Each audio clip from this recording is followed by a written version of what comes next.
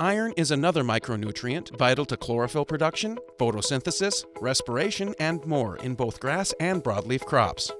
Soil availability of iron is dependent upon several factors, including pH and its proportion in relation to other micronutrients.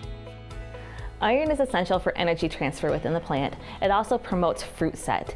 It also plays a critical role in the oxygen transfer to help increase and promote nodulation in legume crops.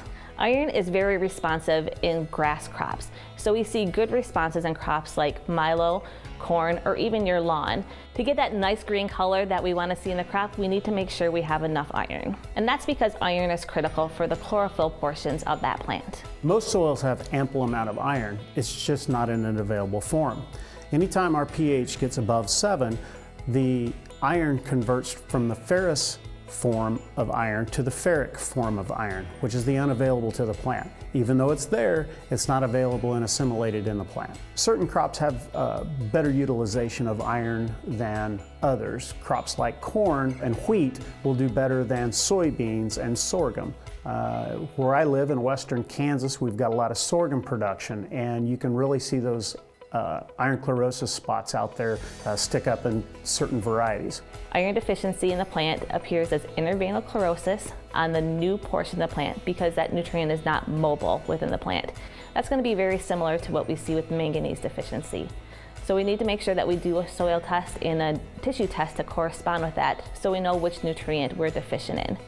The really hard part about this is even though we have high levels of both nutrients, if iron is not higher than manganese, we could still see and induce some nutrient deficiencies. We'd like our iron to be between 20 and 40 parts per million, and our manganese to be between 10 and 20 parts per million. But always the iron needs to be over the manganese.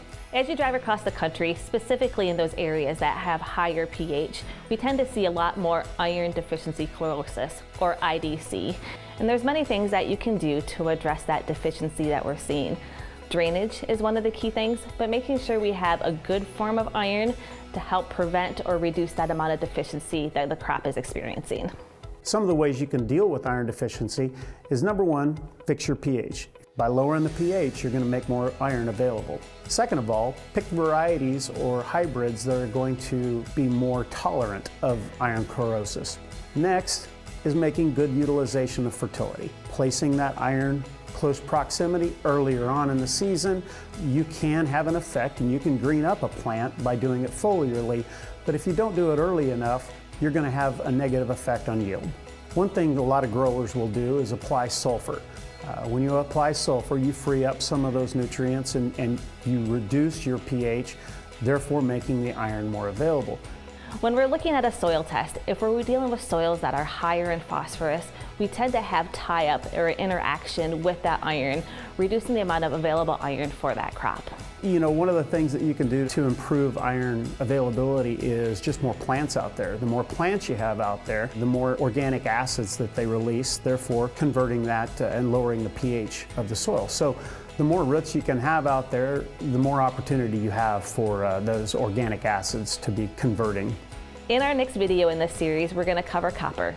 For more information on iron, visit our website at agroliquid.com.